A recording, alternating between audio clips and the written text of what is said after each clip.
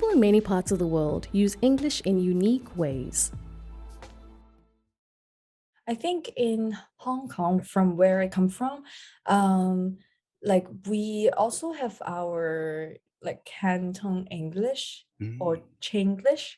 So like for example, like we will add a lot of la at the end of the sentence because that's how we speak Cantonese.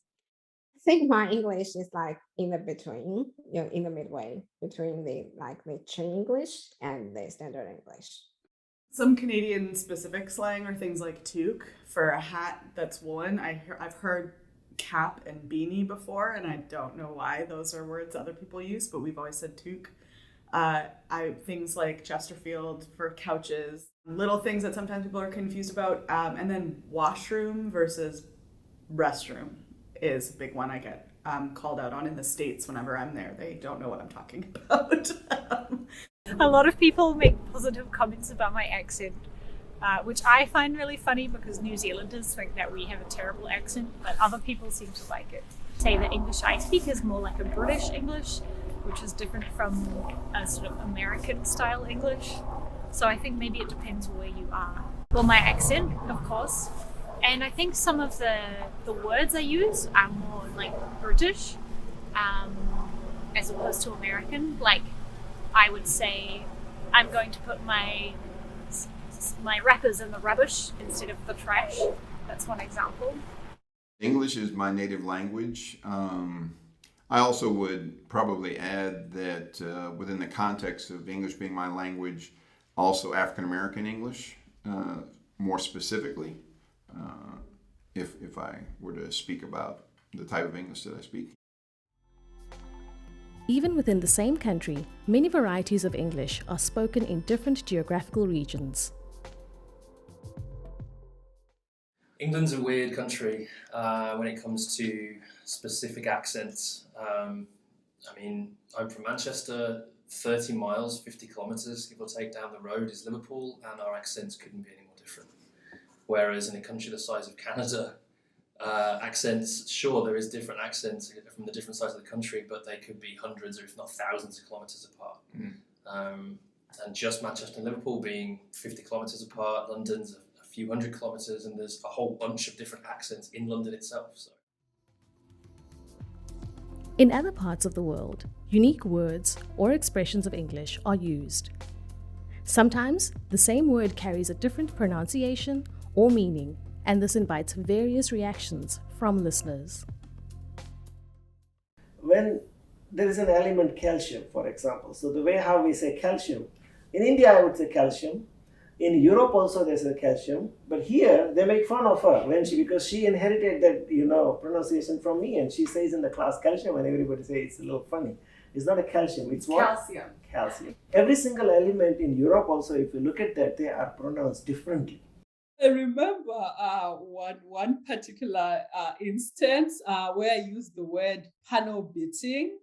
So that word is really common because in Zimbabwe it refers to, let's say, there's a car crash. So usually we would say the car would be taken like to panel beaters to kind of repair the car, like the body of the car.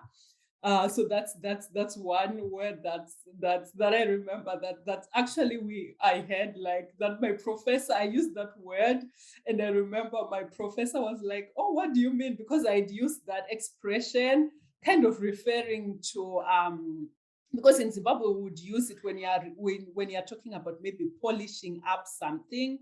So I used that word. I was talking about so I'm going to be panel beating my assignment to try. And then my professor was like, "What's panel beating? I've never heard that word before." But it's an expression that is like commonly used, and like everyone in Zimbabwe would understand what you mean.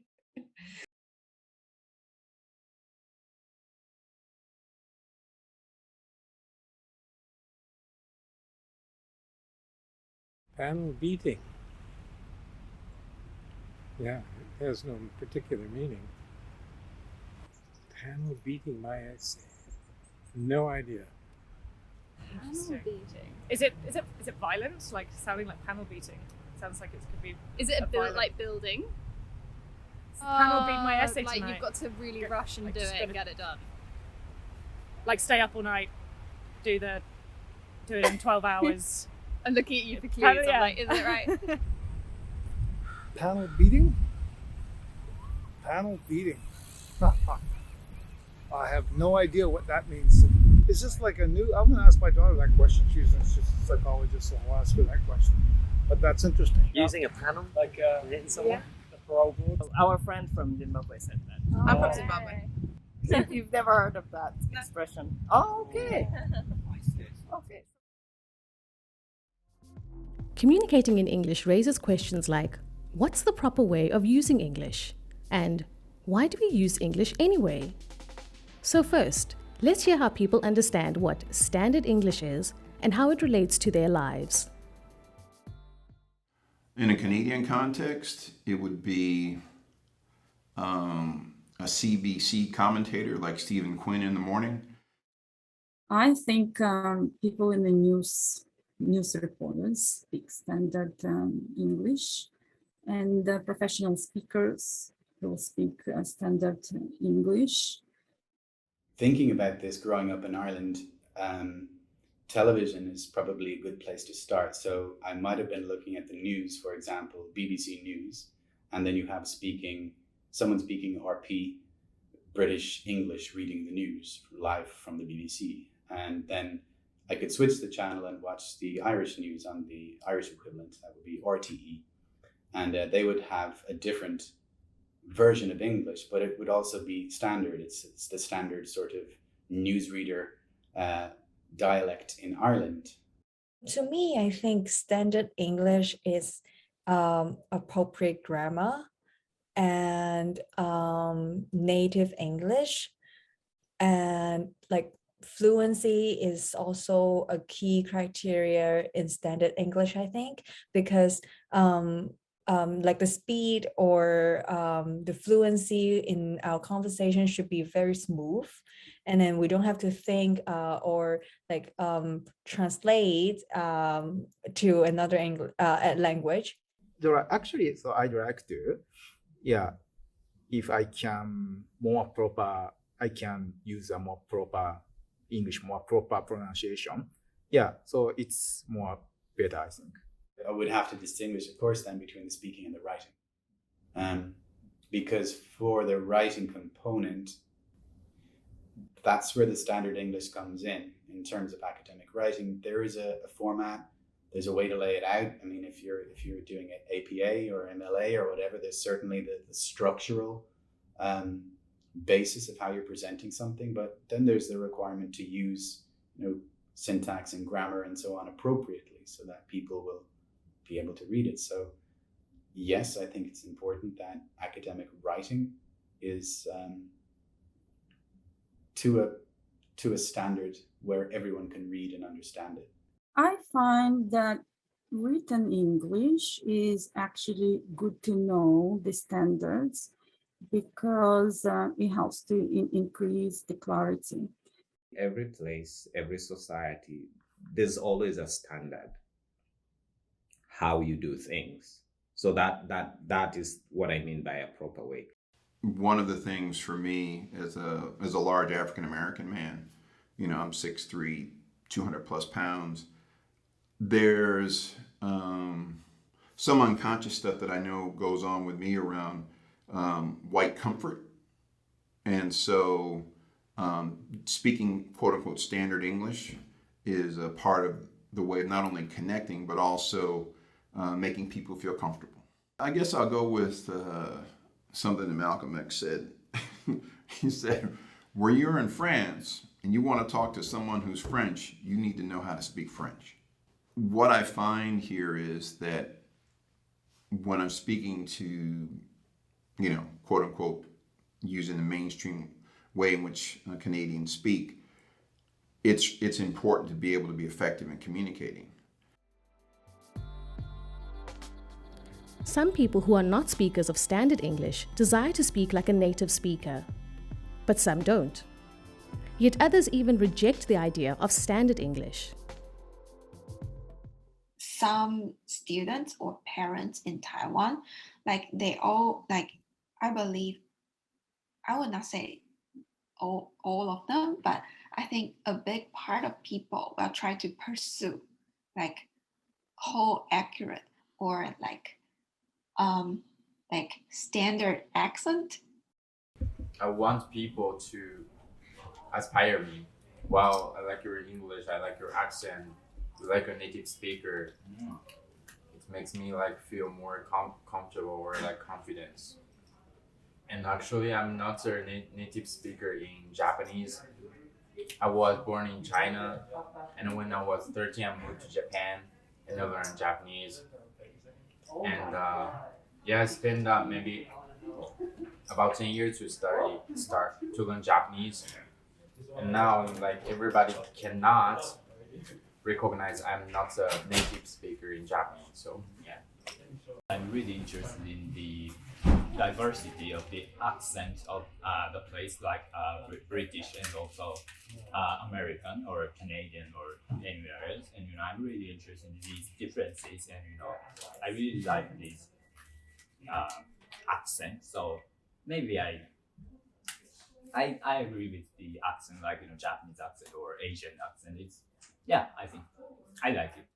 I don't like the concept of there being a standard, because then it feels like it leans open to gatekeeping and correction and unwanted corrections, for example. I wish didn't exist. I wish an idea of a standard English didn't exist. I think as long as you're getting your point across, that is all that genuinely matters. Unless, again, specifically you're trying to improve your level of English, for example. But if you're speaking clearly enough, I don't know if it matters a great deal. Because the language, standard English is used as a gatekeeping function. So it's one of the primary gatekeeping functions at the university. And I would like to see that not being a standard for somebody belonging here. But I do think there's a lot more work to be done on that. So I don't agree with standardized English tests, and I think people can come in here and they have so much to contribute, and it's not based on their use of language. Just like people understand standard English in different ways, they have different views about the role of English and the status of English speakers. I'm only want to learn English because for me, English open doors for other kind of studies or other kind of society, even for me, for which culture, because I have the possibility to know people from Japan, from China, for wherever part of the world. So English is like a tool for know all people. To speak English, sometimes it's universal language. And maybe if you can, you can go to Germany, maybe you can speak German, but you can speak English, and sometimes you can find people that speak English too, and it's better to communicate.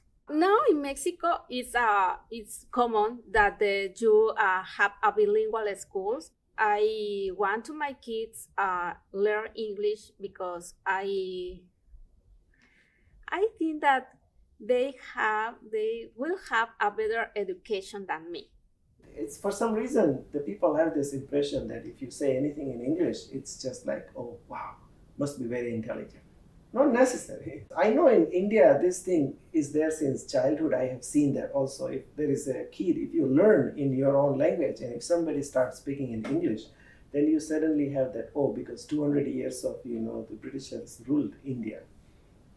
We inherited, we got this one as an asset language, and it made life easy for Indian people, to go across the borders and in the world, and just communicate with them and then settle there and stuff like that. But the notion from where it comes about, why they I don't know. It's just the way how people's mind works sometimes. Right. Yeah. I don't know why it is. Personally, if I go to India ever, if I go with my cousins and I meet them, you know, the main thing there is the food, the culture, and everything. And I want to experience that. So I'm like, oh yeah, I get to speak in my language, you know, because not any of my cousins or my relatives really know English. So whenever I'm speaking, they're like, oh, speak in English. I'm like, why? Say and something. they're like, yeah, exactly. Say something in English. And so Why? I just say a sentence and they're like, oh, you have such a cool accent and all. And so then whenever like, you know, extended family come, they all try to talk in English and I'm like, let's talk in our language, you know, like they're just trying to act in a way that they have that superior feeling that I'm also smart, you know. So yeah, it's not that big of a deal. I was working in India like as a teacher and principal like that, and then after, people around the world, I can say around the world, people are crazy for English language. People have a misunderstanding. Like if you don't know English, you are dumb. English is the great language killer, right? And it kills not just other languages, but it kills varieties as well. There's a particular irony, of course, being Irish, that we're having this discussion generally, but also that we're having this discussion, and I am armed with a pretty decent capacity to express myself in the language of the country that colonized and occupied my country for so long and was largely responsible for the death of my native language. So while I'm arguing all this, I'm also arguing it in the language of the oppressor, which is ironic. And there's an understanding that, you know, Irish people have done well in other countries, largely because we're able to speak English, which is broadly ironic. I think in just like Indigenous language here in Canada, right? Like we don't hear it often because it was, there is genocide in Canada against Indigenous people from white settlers. And so Indigenous language got pushed out. And so there is still some Indigenous language, but it's not every day spoken by the majority of the population. So that for me is like a key way that we see what type of language or English or common language has been prioritized in Canada.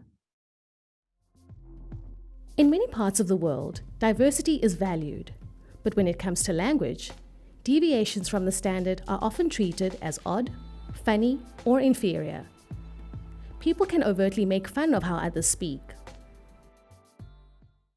If I say something wrong, he might be laughing about me or my language or my pronunciation. Of if I say something, you know, like I don't want to say, do you know what I mean? Like just in that way, like, oh my God, like. I remember a bad moment in the airport in Dallas that I asked, I don't remember the thing that I asked, but I asked the waitress, and I remember that she laughed from, and maybe she believed that I can understand that they say it, but yes, of course, I understand. And I think that in that moment I can enjoy my lunch, but I said, that's not happen nothing. Maybe I try to speak other language, but maybe she is not. She only speak one language. I would say probably a couple of years back there was somebody in my lab, and that person had a habit, if you don't say a certain word correctly, would just, a little bit laugh. That's all it is. And one day I told, you know what, it looks like during your schooling, because the person was, I'm the senior most and the person is not. It's just a naive student. And I told the person that it looks like that during your childhood education, nobody told you that if somebody has a different accent, you shouldn't be laughing at the person. You understood what I want to say. I want to learn, if you tell me correctly that this is the way how it is said, although I will go on a Google and I will try to figure it out that, this. The word was caricature. Now caricature, that's somebody makes some painting or some with a pencil, right? Those people who are sitting in the Stanley Park and they draw your portrait or something. I don't know how to say it correctly in English, but I always call it caricature. And he was telling it's not caricature. He had a certain way of saying because he's born here. But the point is that, it's okay. It conveyed you the message. You understood what I meant. That's all. The story ends there. After that, actually, he learned his lesson. He stopped that. Oh, wow. I don't, but somebody should have told you this. Either your parents or your teacher or somebody that, people have a different accent. You shouldn't be actually laughing. But that was not a racist actually experience. It's just that somebody was foolish in my opinion. We lived on indigenous territories. We were right next to the Seychelles lands and reservation, and there was a lot of racism. So deviations from standard English would have been indigenous accents, where I grew up. And that would have been seen as lesser. I have growing up heard people mimicking indigenous accents, in my town, which was very racist.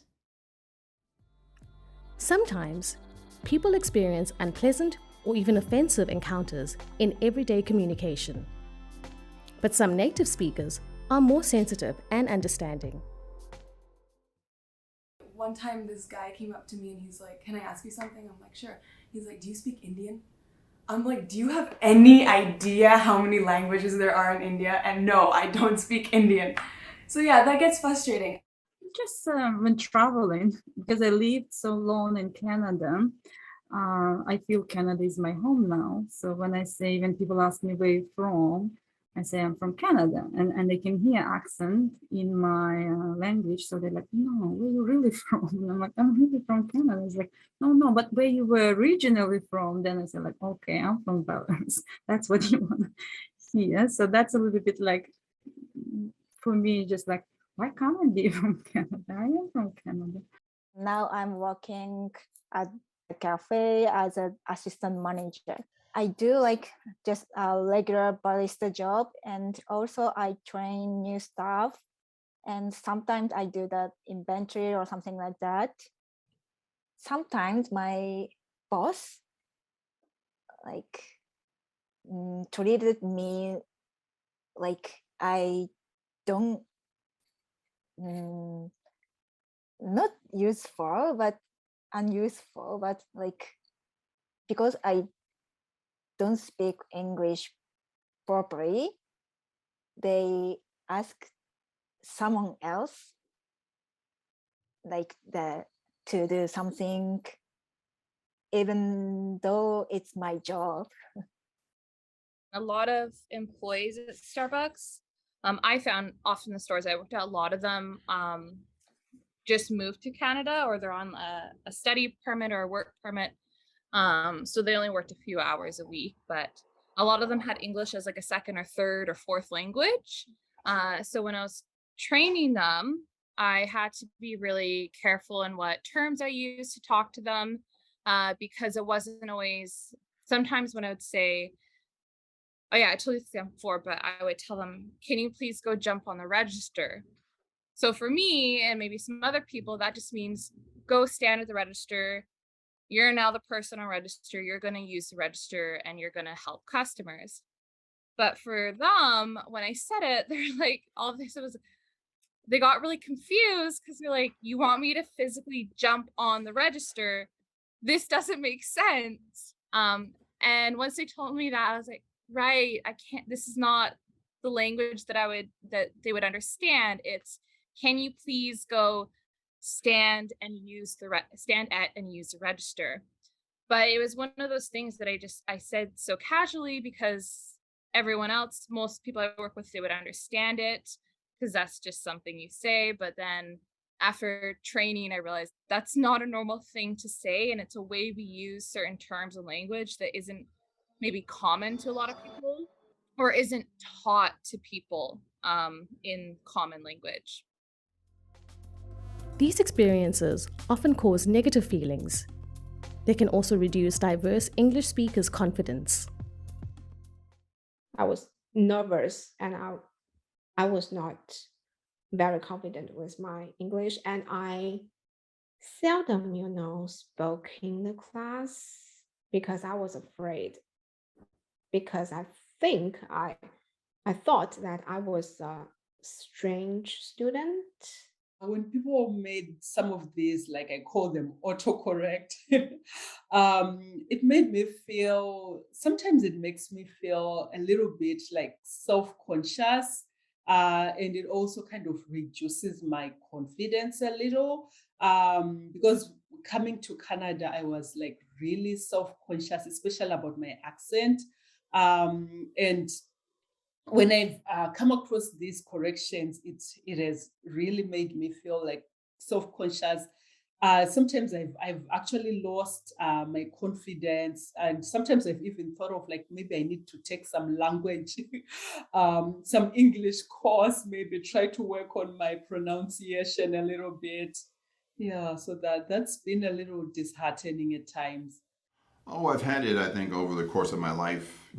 People, will make remarks like, "Oh, you speak very well," and you speak very good English, things of that nature. And I think, again, it's born out of people's assumptions around stereotypes. I think in terms of feelings, there's a certain amount of, oftentimes, anger. There's, I think, also for me, resentment. And then on the other side of it, there's, and this is probably going to sound a little peculiar, there's also a bit of pity, because what people are seeing is not me. They're seeing their projection of who they think I am. The ways in which we engage in these kinds of behaviors that demean and harm people, to make ourselves feel good and also to exercise power. When you hear the word speakers of English, what type of physical appearance do you imagine? English is used by diverse people around the world, but there are stereotypes attached to the image of English speakers. I don't think I speak standard English because standard English means white English or white people's English to me. When I speak in all the courses, like when I read all the papers, most of them are from, the white professors. Most of them, yeah. So I think like the white culture or the standard English still like they are dominant in this field. So I think if a student or if I can acquire standard English, so I will be more successful as a student or teacher or scholar or researcher. What's taught in school, I find, is very, it's very middle upper class white language, and I find they use that also to tell people that, oh, you have poor English or you're uneducated, when really it's just their common English or the way they talk English is different because they grew up in a different community and the way people talk is different. So I definitely think there's a bit of racism and classism embedded in this idea of common English. I'm about the top of the privilege pyramid. I'm I'm a white man from England who speaks English natively, and who is relatively well educated. And in fact, I'm not even the top of the privilege pyramid. I think I'm the CEO of the hedge fund who's bought the privilege pyramid. I think that's how far up. But there is zero doubt in my mind that because of the way that I look and the way that I sound, there is 100% a perception that I have more authority, for example, in a room, or I have more knowledge about something in a room, and that just I dislike that greatly. What was interesting when I first moved here was and it's still apparent when people hear my accent, and we all have accents, people would say, "Oh, you're from the States." And then there would be certain associations with expectations of how I would sound. So if I said I was from Boston, they would say, "Oh, you don't sound like you're from Boston," and which is something I never hear from people that I grew up with. You know, they don't say, "Oh, you don't sound like you're from here," because I'm from there. And so it was interesting to sort of hear the stereotypes that would be framed around how people would experience me. A white person I know who's from Jamaica had to do accent reduction because a Jamaican accent is associated with black people. It's sort of a standard, if you will, Jamaican accent, Creole, Patois, however one wants to characterize it. And so when people would hear him speak on the phone, they don't know that he's white, and so his whiteness wasn't able to come through. Even we speak English badly, it also makes sense. We can explain, we can try to fix that. Like we can fix your appearance, right? Yeah. I think so too. Like even if, like people who are born here and from Asian parents can be like said those things, right? Because of their appearance. Like they speak English fluently, like because they are native. But since they are from Asian parents, I think because I look fully Chinese, that people say that my English is like very perfect, but that's also because like it was my first language. So I guess that's like a compliment. I guess it's like a compliment, but then it's kind of like, for me, it's a no-brainer that I should be able to speak fully English. So it's like an assumption that because of the way that I look, my English might be different. Feelings, I guess, surprised. I feel like people expect my English not to be as good because I look foreign. I think for the most part, it's more of a surprise that it's more fluent.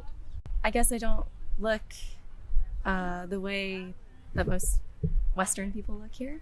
And they would assume that because my background is Chinese, that maybe my English isn't as fluent. Do not perceive a Canadian family as a white man, a male, a white female, and two beautiful children and their dog. I see that advertised online and I'm just like, oh, and then I pick them at the airport and also they're shocked because they think that I'm, 30 years old. Sometimes, people's physical appearance alone can trigger assumptions about where they are from or what language they speak or how well they speak English. Somebody comes to my lab and suddenly says, "Oh, you must be from India, right?" I thought, what makes you think that I'm from India? I haven't even spoken a word with you. Why do you know that I'm from India? So then the person is lost. Okay, just because your color, they can't say that. I haven't said anything. You just, based on something you assumed, but that base in your mind, it's a racism. But I sometimes have these unfair because sometimes I work with some how to say Caucasian people, white people, and some strangers just greeting with him, but not for me because they're also white and they think it's just, I think, unfair. But I think just the same things is happening in Japan because if you're the clock in Japan and there's some Japanese people and white people come to the store and which people do wanna say hello, of course it's Japanese and yeah, I think it's happening. I think it's a little bit unfair, but it makes sense because if the situation was changed, I do the same thing. It's hard for, like, I know working at Starbucks, I had some managers that would look at resumes that had someone with a non-English name first. So they would look at that, go, oh, well, do they know English? And then they would look at their resume and see that maybe they just left a school and say in South Korea, they just left a school, they just finished and now they're in Canada. I did have managers that would go, this is going to take a lot of time to train them because they're not going to know English. And I would always gently remind them that you don't know that they don't know English. The things you're talking about in terms of how people look at Black English or Black English vernacular, or, there's a lot of different ways in which it's talked about, I know, within the context of people who study language. But it has an origin. It's not bad English. It's English which has evolved over time because of context and interactions with other groups and other languages. And so, as we know, language reflects how people see the world. And it's, some of the limitations that I find that are placed on or perceptions of Black English are from people who do not speak the language. And so those are judgments, oftentimes racist judgments, that are framed through the lens of white supremacy and colonialism and capitalism. And so, those are mechanisms of control and subjugation, not mechanisms for liberation and humanization. Despite all the challenges, many speakers of English as an additional language affirm the ways they speak English in their unique ways. I feel sometimes, my pronunciation is different, my accent is different, but I am happy with that, and I am happy to hear also different pronunciation, different words and like that, but it's good, yeah. I was very stressed about that I couldn't speak like English native speakers since I came here. It was very stressful for me, but now I think it's not big deal if I don't speak English like native speakers, as long as everyone understand what I say. Now I think that my English is mine. It's just like that is me. So I'm not bothering with like the standard English, or I need to speak like native speaker. So I speak with accent and I'm comfortable with it because that is me. Before I came to UBC, I'm really like nervous, a little bit nervous, like, and also worried about like I might make some English mistakes. Yeah, but I feel much better. Yeah, like I feel my English is like respect by others. I would say like that. I never changed my accent in my whole life. Wherever I go, even in Europe also, I was the same person. I'm here also same. I go in US also. Why should I? Some people do that.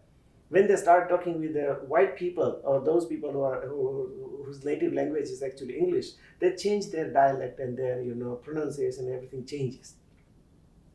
That makes them look a little bit weird in me. I mean, I just see that why do you have to do that? Why do you have to change your accent? You just be what you are. The most important thing for me is to be understood, how you pronounce your words and the way you speak, that other people will understand what you're saying. That's important. Accent, I don't mind about accents. We all have accents, So there's nothing wrong with accents. So speaking like a native, no, I don't wish to speak like a native. I wish to be understood, well understood when I speak. And the way I pronounce my words, I want them to come out very clear, regardless of the accent. I've worked with people from like many different countries, and we all spoke English differently and we never had problems. I don't think it's important really to speak standard English. I know it might, I guess maybe sometimes the depending on the setting, people might have problems in terms of being accepted in certain settings. But generally, I would say that just as long as people can understand what you're saying, you shouldn't have a problem. My advice is don't be shy, ask. And it doesn't matter if you feel confident to bring with you like a dictionary or pocket or something, Don't be shy, just ask the people. Canadians or all the people are very nice and friendly, and don't give up. Never give up. I talk with my classmates. Sometimes it's difficult for me to understand, but I know that it's a good practice, because it's like the same in Spanish. We have different accents, we have different meanings, but you can understand. So I think that it's a good practice to listen to your classmates or the other people that have a different accent, and you can understand. I used to live in an international student residence at UBC, and so it really made me conscious of like the different types of English, but also like people who speak English as a second language. I think it made me better at talking to people and like understanding how sometimes my accent is really hard to understand. When I was in New Zealand, I never was conscious of that, and now I think like speaking with different English and not native English speakers has helped to like understand how to communicate a bit better. I also don't police language. So if someone is speaking in a way that doesn't fit the quote unquote standard expectation of how people deliver the language, then I try to work to understand, because that to me is what language is about. It's about being able to communicate and understand effectively. Patience and compassion go a long way. It's just understand people are on this one, they're in many people are in a new country, it's a new culture, it's usually totally different from their own, so they have to grapple with that and learn how to basically exist around other people in a different way, and then they have to learn to communicate to people in a different way, and often they're translating in their head, and then a lot of times English I find it really hard. What I've noticed and heard from people that it's hard for them to express their true feelings in a foreign language. One of the things that I find important in my teaching is leaving pauses for people and giving time to people to think. So people whose first language is English, I might be able to ask them a question, or I might ask a general question to the class. But the first people to answer will be the people who can process the question and the answer the fastest. Other people who might have something valuable to say might need an extra 10 seconds. So quite often I ask a question and say, think about that for 10 or 15 seconds. So that everyone gets to the starting line at the same time. Affirming diversity is not just about recognizing diversity of English and English speakers. Diversity of world languages and cultural identities should also be embraced. When I spent some time in France, I was working in a ski resort, and one of the local schools was on the mountain one of the days that I was there, and one of the French teachers asked me if I could sit on the chairlift with a couple of the younger kids, and they were, 11 or 12 years old. And we started a conversation in French, and they very quickly discerned that I wasn't a native French speaker and that I was almost certainly English. So they started a joke amongst themselves, kids do, kids are brutal. And the joke went on the lines of, what do you call someone who can speak 3 languages, trilingual? What do you call someone who can speak 2 languages, bilingual? What do you call someone who can speak 1 language, English? I personally believe, I don't really have any science to back it up, I don't think, but I personally believe that if you speak more than 1 language, you have to use different parts of your brain to be able to do it, and I think in doing so, you are more capable, more able to adapt to different situations or learn different concepts quicker. I remember working with some youth, and some Spanish-speaking folks started speaking Spanish, and folks who were English-only speakers got upset, and And I said, well, what are you upset about? Well, we don't know what they're saying. Are they talking to you? No. Okay, so why are you upset? Well, we want to be included. Well, if that's their first language, you should allow them to speak their first language to each other, because that's part of what community is, having diverse languages. And if you want to be a part of that, maybe you should learn some Spanish. When she was a child, I was very strict to speaking in my language. So we didn't teach how to speak in English. She's directly, everything she's learning from English from the school. Honestly, I'm proud to be Indian. It's very colorful, it's beautiful. You know, looking at the culture, the food, God, the food is just amazing. So honestly, it's really cool. it's really cool. I just really want to see these kind of projects like this and work like this moving forward. I just think it's really important. I'm just really glad to participate and get these conversations going and not just have it be like, oh, just in education or just in writing. We're going to be the ones who are, getting this ball rolling in many ways, but kind of accessing where we can start to draw out and to make change in all these different disciplines as well.